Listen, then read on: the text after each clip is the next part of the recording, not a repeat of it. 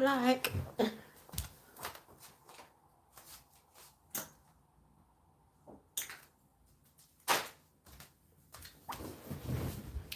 Thank you for the like.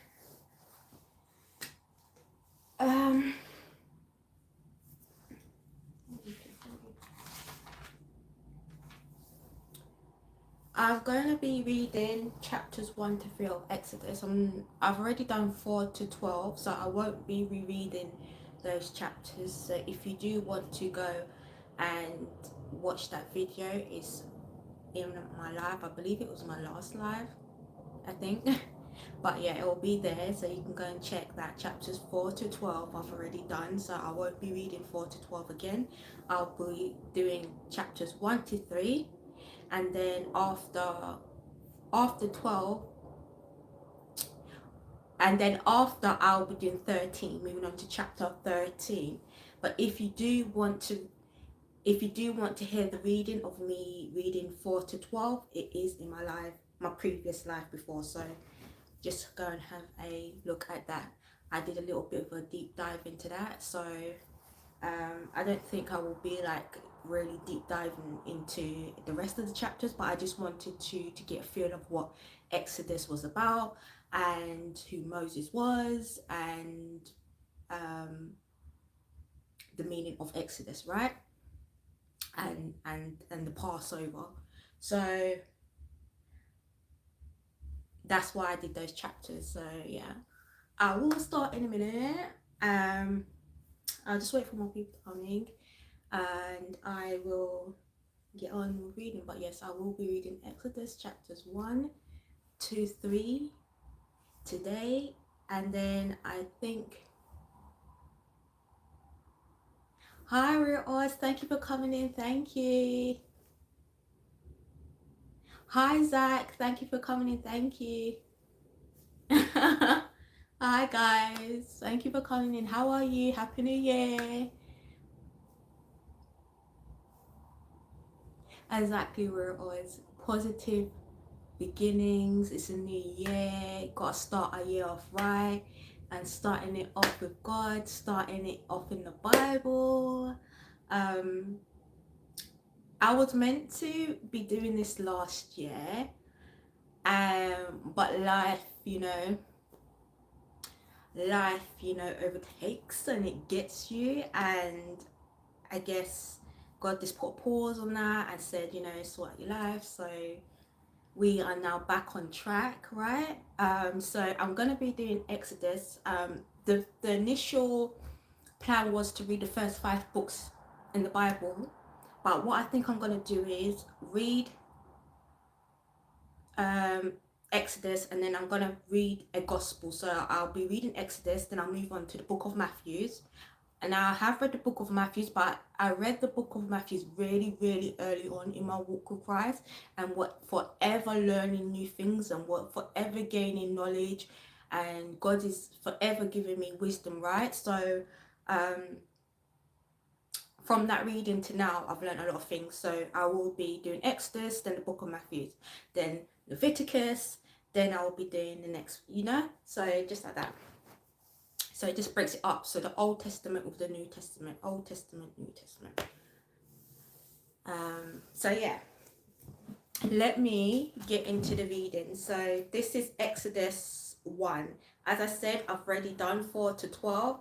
So the next time I do read, it will be chapter 13. Chapter 1. Before we move on, I did Genesis. Hi Franklin Frog, thank you for coming in. I did Genesis. I've already read Genesis, so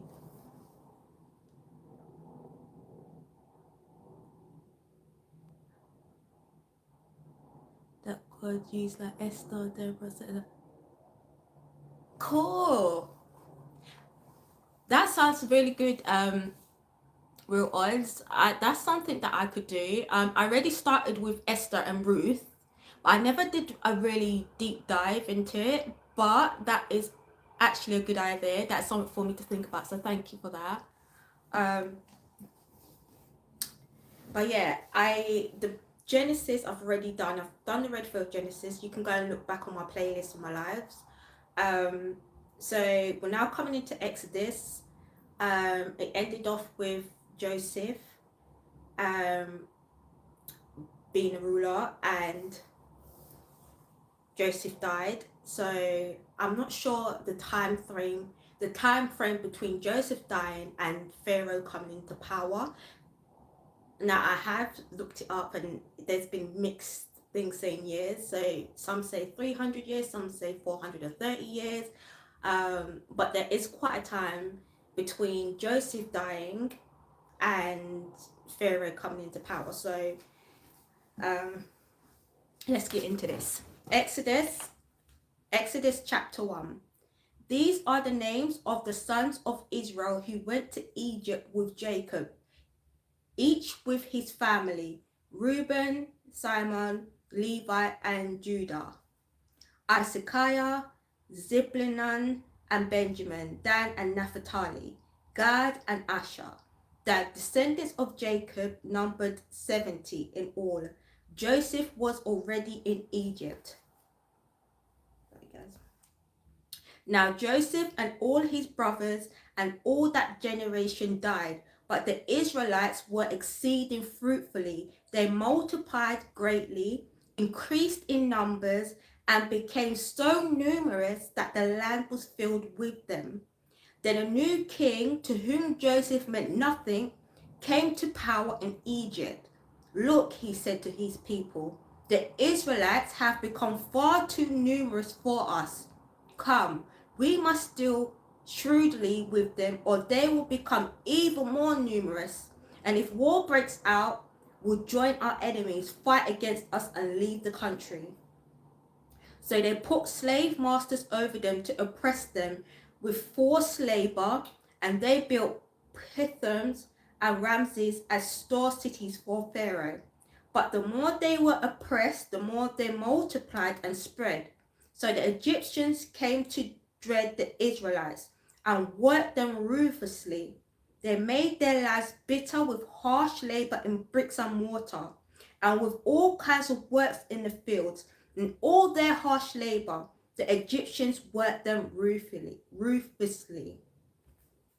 The king of Egypt said to Hebrew midwives, whose names were Saphariah and Puah, when you are helping the Hebrew women during childbirth on the delivery stool, if you see that the baby is a boy, kill him, but if it is a girl, let her live.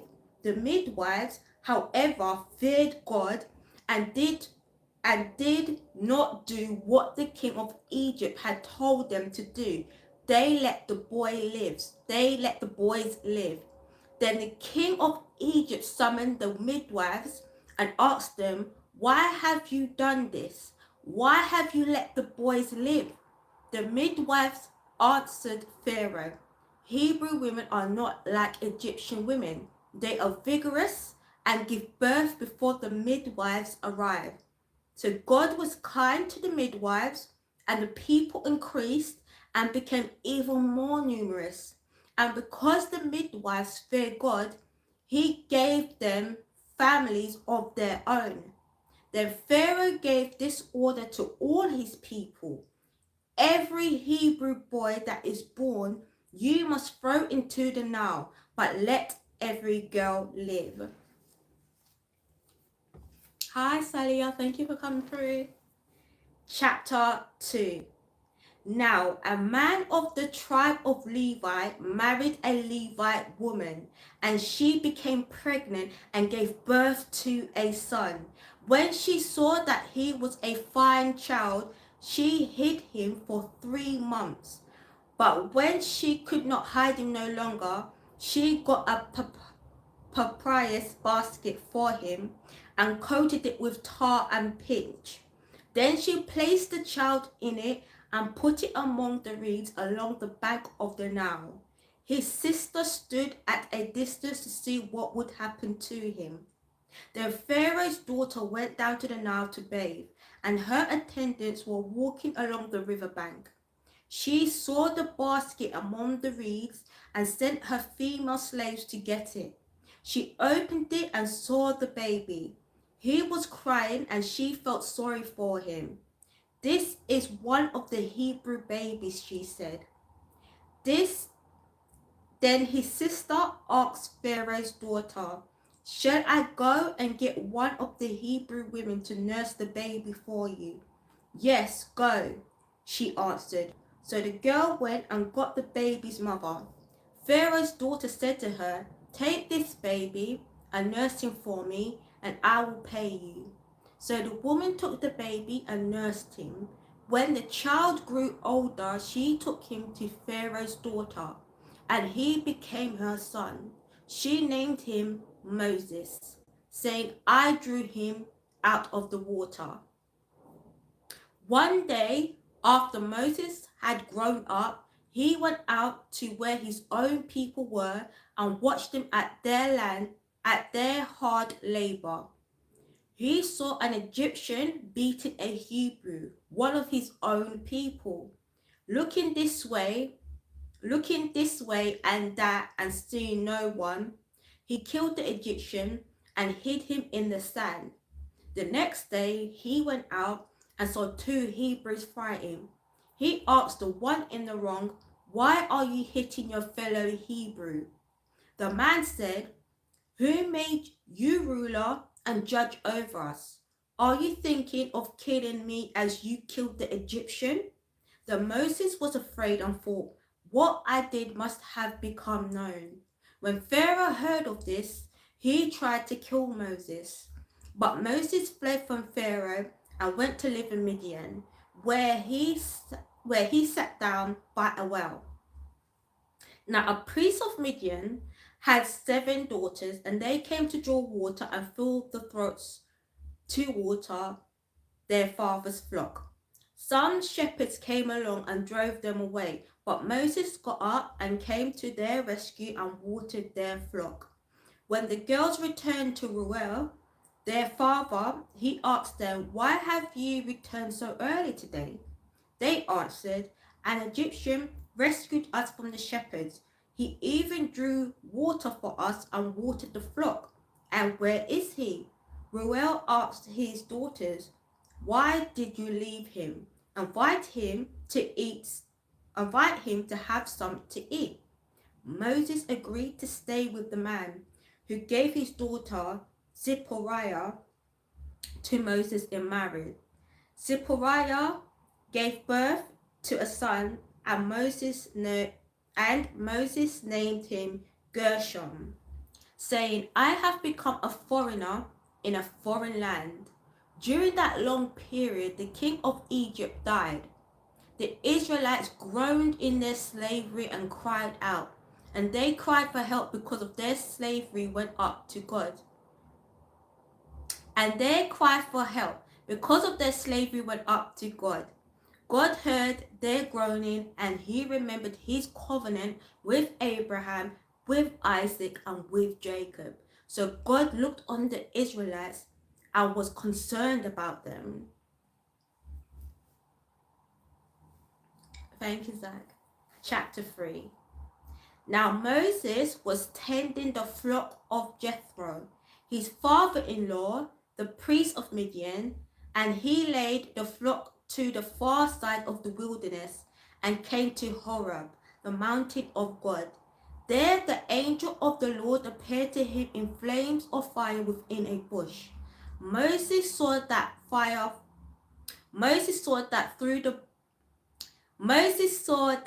though the bushes were on fire, it did not burn up. So Moses thought, "I will go over and see this strange sight, why the bush does not burn up." When the Lord saw that he had gone over to look, God called to him from within the bushes, "Moses, Moses." And Moses said, "Here I am." "Do not come any closer," God said.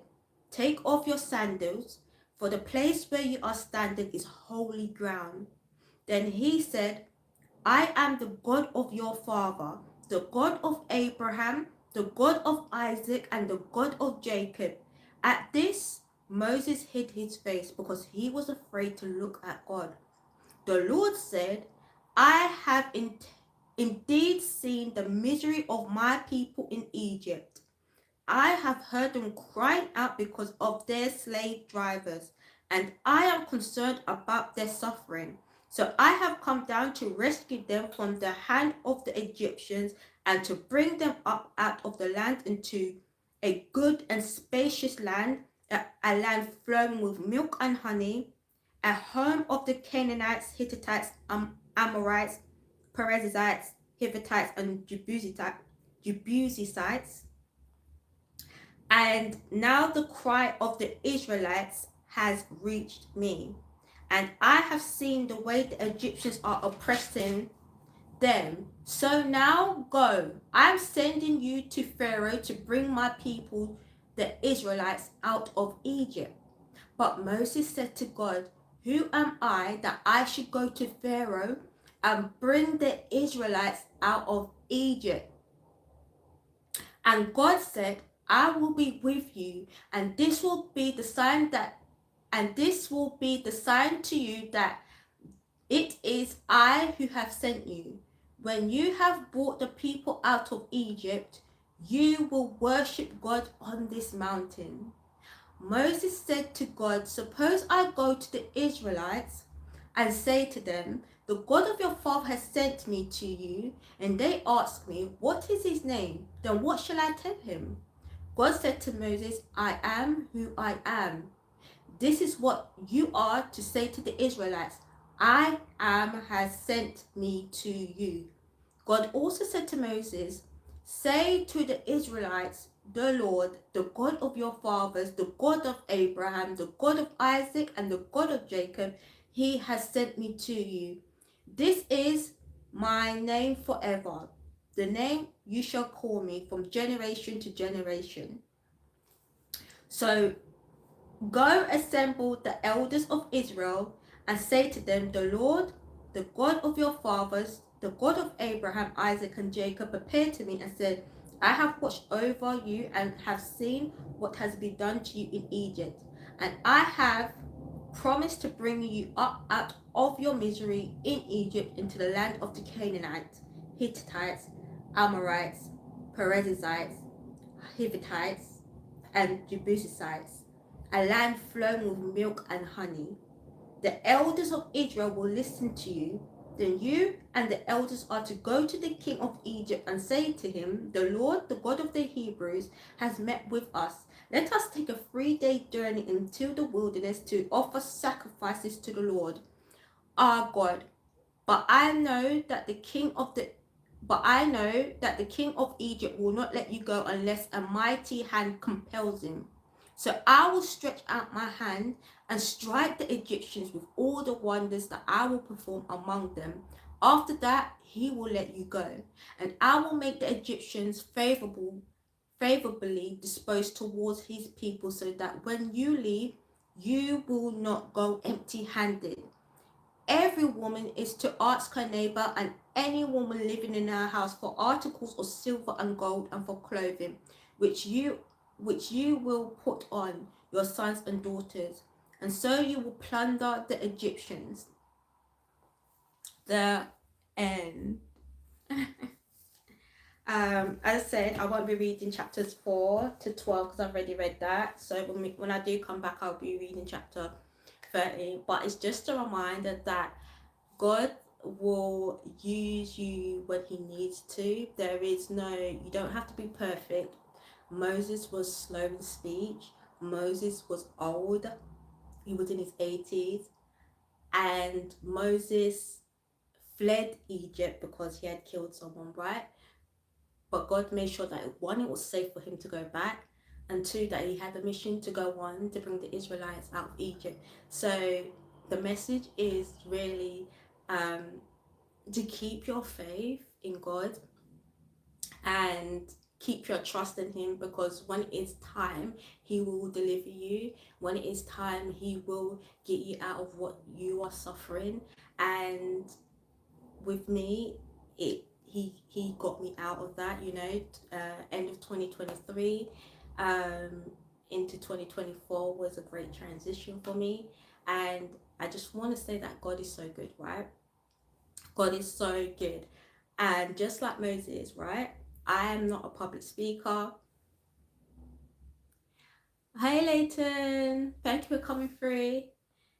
Just like Moses, I'm not a public speaker, I'm not a confident speaker, but I still show up for God. I still come here live. I still post content, glorifying God's name, getting people to know God, to seek God, because that's what God needs me to do. That's what God wants me to do. And I must be obedient to that, even though I am quite a shy person. And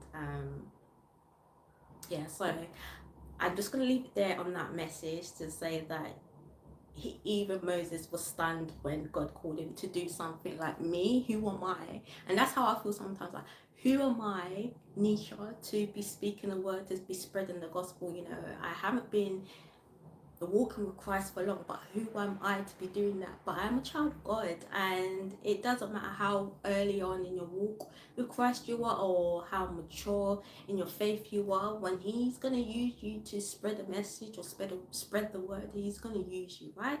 So I will be back next week, and I'll be reading chapter 30. I'll be starting off with chapter 13. And you can go back and read chapter 4 to 12, which I've already covered already. But thank you for all that came through. Thank you. I appreciate it. And until next week, bye.